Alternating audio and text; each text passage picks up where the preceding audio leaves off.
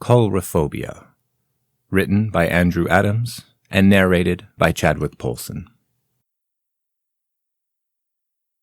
The alarm clock echoes through the black bedroom at 5:45 a.m., although Randy has been awake for an hour now. This is his favorite day of the year, perhaps the only day he really even likes, and now it is here once again. He has been sitting on the edge of his bed after a rocky night of sleep, too excited to lay down any longer, and too excited to get up and start the day. By 5:47, Randy finally decides to take the leap and get ready for school. What should he wear today? Breakfast is boring and better suited for more normal days.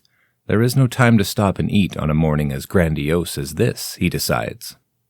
Arriving at his high school, there's an extremely large banner adorning the front gate that reads, "Happy Halloween, Matadors." The only day that means anything at all, the day after October 30th and before November 1st. Perfect weather with a divine scent in the air of cool breeze and pumpkins. That's the only way to describe it. The atmosphere is comforting, yet gray and gloomy, just the way Randy loves it. "Nice costume, weirdo. You don't even need to dress up. You already look like a monster every day." That's Darnell, mocking him from across the corridor. Yet Randy couldn't care less. "You have our attention now. Go ahead and blow something for us." Darnell's jockey Matt joins in the fun. Randy is admittedly dressed rather peculiarly, even for Halloween. He is wearing his infamous clown costume, complete with mask, outfit, gloves, and all. The same as he wears every year, making him easily and instantly recognizable. Many of the students on campus, and even a few teachers, are secretly repulsed by his outfit, but knowing how much Halloween means to him, they try to let their feelings slide. Darnell leads the charge toward Randy with Matt closely in tow, walking up to squeeze and pull the clown mask's large red nose. Both boys howl with laughter unnecessarily loud. "You freak me out, you know that?"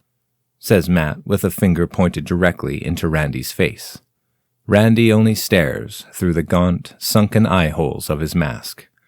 It isn't that he won't speak, and definitely not that he can't, but he only responds to people when there is something to gain from the interaction, and now certainly isn't one of those times. What sort of retort could he conjure that would even make sense? Footsteps approach rapidly from behind, and the booming voice of Aaron follows. "Dude, you totally have to scare my girlfriend. She's terrified of clowns. Come on, she'll love it. That's her over there." He points to a girl standing alone by a tree, busily preparing her supplies for the day ahead. The school day, that is. Randy does not exactly wish to scare anyone. Halloween is a fun holiday meant for excitement and thrills? Erin did say she would love being scared. What if that is her idea of a good time? The girl is shuffling through papers and frantically organizing her bag before the bell rings. Sure, she looks like she could use a bit of fun this morning. Erin begins to cackle maniacally in anticipation as Randy turns and marches slowly towards this girl. She is entirely entrenched in her thoughts and not even remotely aware of Randy's existence until she looks up to see his tattered and worn-out costume approaching her position, immediately beginning to tremble. There is not another student within 20 feet in any direction. Nobody could mistake who Randy is walking towards. He trudges onward with his signature gait. The girl finally zips her backpack and slings it over one shoulder in order to escape that much more quickly. Of course, it is Halloween, she thinks. There will be plenty of scary costumes around all day. But why a clown? Randy gains ground as she frequently turns to look back at him and speed up to a near-jogging pace. This does not look like fun, he thinks. This girl would appear to be actually fearful, not enjoying the chase. He decides to take a shortcut and cut her off to end this game and reveal that it was her boyfriend, Aaron, that instigated the prank. He waits in the clearing by the corner she will very shortly walk around, which she then does and runs straight into Randy's chest with her head turned, most likely scanning the area for renegade clowns. She stumbles backwards, trembling and speechless. "Rebecca! Sorry I missed you in our normal spot this morning. I was running late." Her name is Rebecca, this girl who is mortified by clowns and staring intently into the mask. This is all for fun, so please don't be afraid, he wishes to tell her. Instead, the newly arrived friend takes charge of the conversation before anyone else has a chance to speak. Ew, why would you dress like that? The friend asks Randy before turning to Rebecca again. Rebecca, is he bothering you? Does Aaron know? Yes, no. We just bumped into each other coming around the corner, that's all. Rebecca replies, not taking her eyes off the mask. Thanks though, Trish. Trish, friend of Rebecca. Yes, Aaron does know. But all I wanted to do was spread some of the joy this great holiday has to offer. Randy screams internally, yet remains stoic in front of the girls with the light of his eyes hidden in black shadows and staring at Trish now. Well, I know my Rebecca, and she sure is afraid of clowns, so you better leave her alone. Get a life. Trish pokes Randy in the chest several times. He opens his mouth behind the painted red latex of the clown lips, although not even the faintest of sounds escapes. Their English teacher, Mr. Perkins, opens the classroom door nearest to them to allow students inside for the class period. He immediately eyes Rebecca and Trish and walks over. Hello, girls, having a bit of trouble this morning? Mr. Perkins asks with an aggressive smirk. Ah, this must be my favorite student, Randy. How fitting, you always were the class clown. Trish laughs, but Rebecca appears incredibly uncomfortable. A small group of students, socializing amongst themselves until class begins, have now fully shifted their attention upon Mr. Perkins and Randy, slowly creeping closer until a crowd forms. Good morning, students. Move along, move along. There's nothing to see here besides Randy dressing up as the entertainment for his own birthday party. Massive roaring laughter from all directions. Rebecca steps forward meekly. Is today really your birthday? She asks Randy, clearly pained by his public display of humiliation. Randy, now as red as the nose of his mask, turns his head to acknowledge Rebecca, yet only nods. Today, that most special of days, is not only the greatest holiday of all time, being Halloween, but also the celebration of Randy's birth. Is that why you were following Rebecca? You were looking for a birthday present? Trish jeers. The mob erupts in laughter once again. Trish, stop, Rebecca pleads. What? I'm defending you. This mutant was stalking you when I showed up. You should be thanking me. In the distance, over Trish's shoulder, Randy can see Aaron and his friends approaching and laughing hard. Aaron's face begins to wilt as he draws closer to the crowd. Obviously, something went very wrong with his practical joke, and he is worried Rebecca will blame him for it. Rebecca, is everything okay? What's the deal with all the people? Aaron asks nervously, eyes darting back and forth for answers. Randy is harassing your girlfriend, Aaron. You need to do something about it. Trish interrupts. Are you serious, man? I told you back there that Rebecca is terrified of clowns, and you better stay away from her, shouts Aaron, the opportunist. Randy raises a hand in protest. He didn't do anything, Aaron, Rebecca pleads again, frustrated at being walked all over by the two people closest to her. Sure, he did. He's trying to scare you because I told him you were afraid of clowns.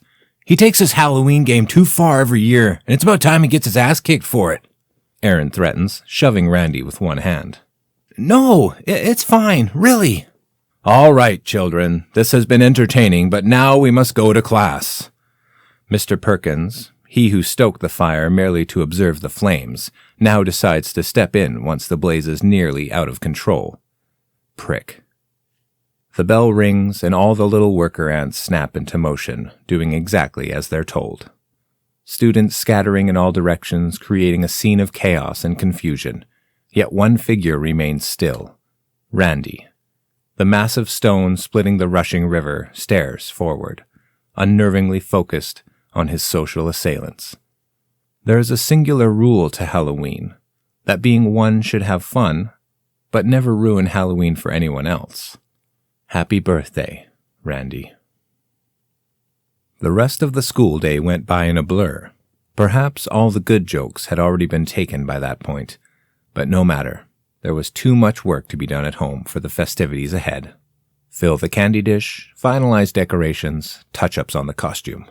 Without warning, the time reads 5:45, and like a rock star ready to take center stage, Randy exits through the front door and steps into his own personal spotlight. Walking down the cobblestone path toward the street feels like a preacher preparing to deliver a sermon. Each subsequent second that passes feels slower and slower until Randy is floating along the sidewalk in a dreamlike trance. An entire year has passed since the last time anything in life was this good, and how hard it is to comprehend we are presently in this very moment once again. It is here. Halloween is no longer past nor future for the next few hours. What a marvelous time to be alive, right here and now. Trick-or-treaters move busily along both sides of the street, creating a sea of costumed figures to get lost in. There are the traditional movie killers, kids dressed up as superheroes and characters from their favorite cartoons. The trendy crowd dressed in whatever happens to be popular this year, and of course, the random group. A boy dressed as a camel passes Randy, prompting him to groan in disgust inside his clown mask. What purpose does a camel costume serve to the spirit of the holiday? The first house of the evening, strategically chosen after skipping several dark and unsightly homes, is the most heavily decorated location on the block every single year. The inhabitants routinely pass out full-sized candy bars, and tonight doesn't disappoint. Aside from the hiccup to begin the morning, this Halloween is shaping up to be the best one since, well, at least last year, Randy thinks. A delicious chocolate and peanut butter candy bar is the first score of the night, which sounds so good that Randy removes it from his bag and places it into his pocket to eat first after the festivities have ended. Onward to the next house. "Got anything for me?" Darnell asks from behind, hard to miss amongst the hordes of kids and their parents walking with them. Randy shakes his bag to signify that he is empty, never minding the candy bar in his pocket. "You don't really expect me to walk door to door and trick or treat? At our age?" Darnell cackles. "You're going to have to offer me something a little better than an empty sack." He snatches the bag from Randy's grasp and tosses it into someone's front yard. Raising his index finger to make Darnell think he has an idea, Randy reaches into his back pocket and pulls something out, yet keeps it cupped in his hand and hidden from view. His other hand, with the outstretched index finger, turns over to gesture for Darnell to come closer. "Really testing my patience today, I see. As long as you pay up then, I guess we're good." Darnell steps closer and reaches out to grab what he believes is candy from Randy's hand. Instead, he is surprised to find a practical joke buzzer that shocks him as his eyes shoot up to stare at Randy in full terror. The tall figure of Darnell rapidly and silently shrinks into a small, individually wrapped piece of candy on the ground. Nobody around notices. Randy picks it up to visually inspect the treat before eating it, unwinding both sides of the translucent plastic in preparation of devouring this candy. "What a nice surprise! I thought we were going to have to go out and hunt for you tonight. Not that you're hard to pick out of a crowd." What is not surprising is Darnell's lackey, Matt, being within arm's reach at all times. Randy should have expected this. Matt extends his hand toward Randy, who has nothing on him to give except for the candy bar hidden in his pocket, and there is nothing Matt can do to take that away from him. To think of this absurdity. Matt demanding payment without even so much as uttering the magic words, trick or treat. "What's that in your hand? Give it here before I smash your head into that sidewalk," Matt threatens, demanding Randy come closer. The mad laughter of the sycophant within compels Randy to step forward with a devilish grin overtaking his face. He hands the candy made of Darnell to Matt, who snatches it away from him with an attitude. "Jesus, is this it? Really? You're pathetic. I thought you based your entire life around trick-or-treating." Matt berates Randy while unwrapping his best friend, freshly made of confectionery, popping the candy into his mouth and repeatedly chomping down hard on it. Randy can almost hear the anguished screams coming from Darnell, the thought of which is absolutely delightful. Matt, apparently underwhelmed by the sacrificial offering of a single piece of candy, unexpectedly punches Randy in the face. He stumbles backward and attempts to hold his ground, yet ultimately falls to his knees. Matt offers his hand in assistance standing up, feigning kindness after taking a cheap shot. Randy takes full advantage of the opportunity to use the same technique against the neutralized Darnell, who is now dissolving in a pit of stomach acid. He grabs Matt's hand with the same trick buzzer and transforms him into a piece of white chocolate. Randy positively loathes white chocolate, so he feeds it to the first dog he sees, careful not to pet the dog with his hand buzzer. The dog unknowingly eats Matt, who had just eaten Darnell. The show must go on. The night is growing old early, and there is much trick-or-treating to accomplish yet. After several uneventful yet successful trips to front doors and building a small stash of candy in his bag, Randy cannot wait to feast on his chocolate bar any longer. He sits on a random curb and scarfs it down in only a couple bites. Across the street, Trish and her boyfriend Patrick begin walking up to a house with no costumes on.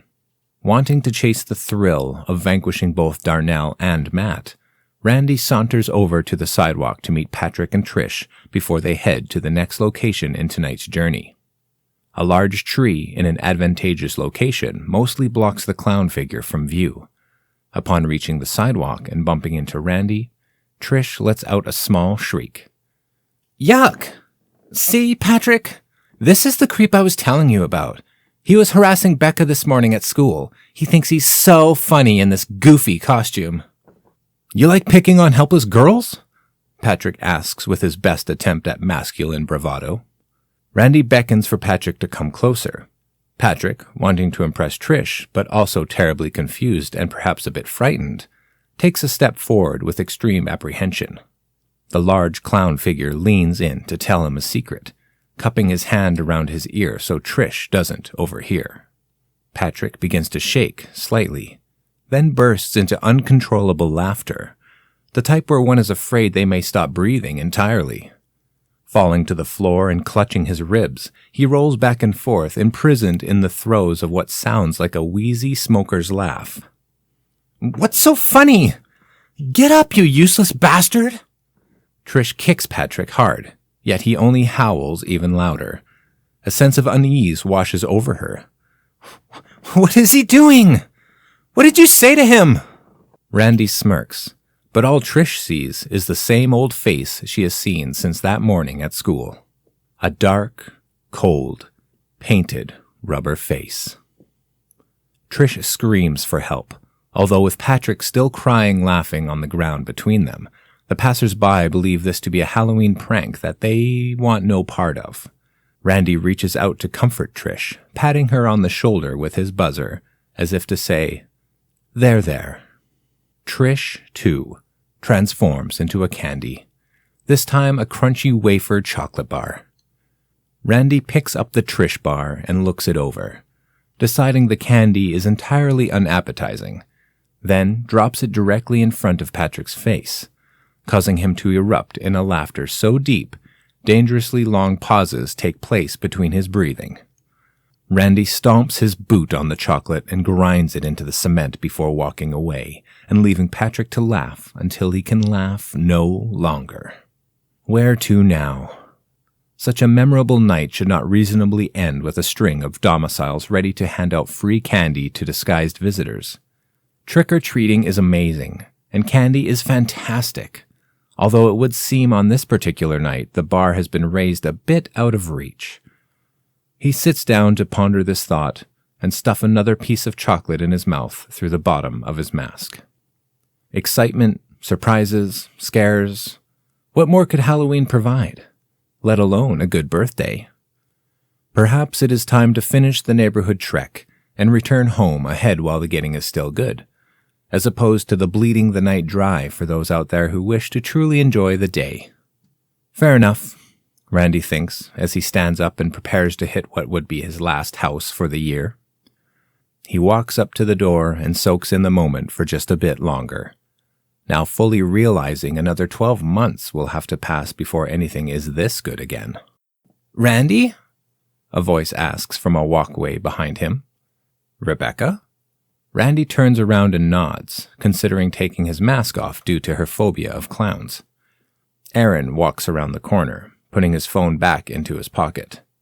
No answer, he says to Rebecca, now looking up directly at Randy. Bothering my girlfriend again? You really thought I wouldn't find out? Stop it, Aaron, Rebecca screams. He was just standing there. I'm sure he was, standing here waiting for you to walk up. Aaron tries to hold his ground against Rebecca, who is not having any fun. Whatever. I'm going to go try finding Trish.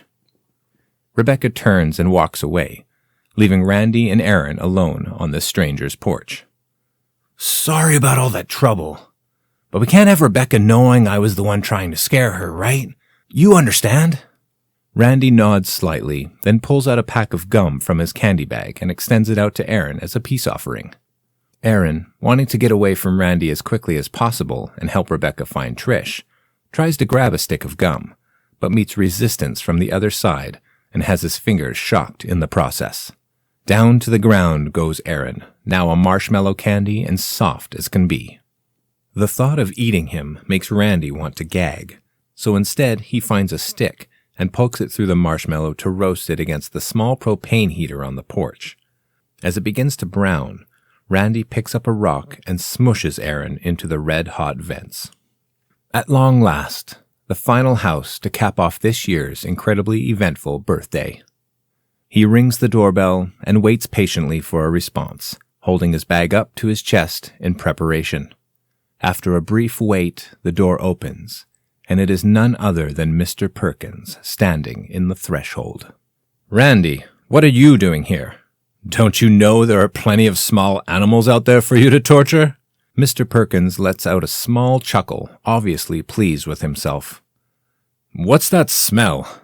Randy shrugs, still waiting for his candy so he may leave, as leaving a house without trick or treat is expressly forbidden. Mr. Perkins exits the house entirely to investigate. Something is burning. You can't smell that? Randy stands still while the tall and wiry teacher sniffs and looks around frantically. Right here on the propane heater. Did you do this? Of course you did. It's always you, you little punk. Mr. Perkins steps towards Randy and shoves him. Randy stumbles, then corrects himself before turning to slowly walk back to the street. Perhaps the marshmallow was trick enough to satisfy the condition. Mr. Perkins comes tearing around the corner and pushes him again, this time sending the clown sliding down the driveway. The trick-or-treaters in the vicinity give in to their curiosity and rush closer to Mr. Perkins' house, creating quite the commotion on the sidewalks. Randy rises to continue walking out into the street, with his teacher screaming obscenities behind him. Families in the area are now spilling out onto their lawns to see why the block has suddenly grown so noisy, as the crowd in the streets grows by the second while more and more trick-or-treaters rush up to join. Get your big ass up there and clean my heater! Mr. Perkins grabs the shoulder of Randy's costume and attempts to drag him back up the driveway, although the size difference between them makes this difficult. In the ensuing struggle, Mr. Perkins loses his grip and they both fall backward in opposite directions. Randy catches himself with his right hand, dropping his candy bag before ultimately landing on the buzzer and breaking it into pieces on the asphalt. Mr. Perkins is up to his feet first. He grabs the worn-out old pillowcase candy bag and reaches into it, helping himself to a few pieces. Everything about you is awful, Randy. Even your candy. How old is this? He asks, with stale chocolate lining his teeth and disgusting everyone around. No matter. As long as you don't get to eat any. You would probably just use it to ruin people's belongings anyway. The teacher obnoxiously stuffs several more pieces into his mouth, unknowingly munching on Alex, Cody, Marilyn, and John simultaneously. Randy stands up as Mr. Perkins begins throwing handfuls of candy into the crowd, pleasing kids and adults alike. Where they were unsure of the situation before, they now gleefully chew and swallow Randy's classmates in the form of chocolate, taffy, and gummy candies. How ironic. The crowd delighting in Randy's public embarrassment doesn't know the candy they are fervently ingesting is made of the students who mocked him this very morning in front of Mr. Perkins' classroom.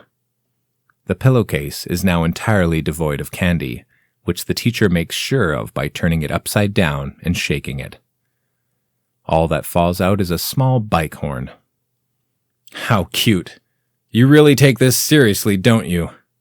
Mr. Perkins picks it up and looks inside it with one eye, honking it multiple times before turning into a pile of sour worms in the street. The crowd falls into a shocked silence upon seeing the transformation. Randy's favorite candy, at last. He removes his clown mask and shoves half the pile into his mouth at one time. The bystanders begin to scream as the evidence becomes clear that they realize what sort of candy they have been eating. Some frantically spit the candy out of their mouths. Some gag. Some immediately run around chaotically, but they all freak out nonetheless.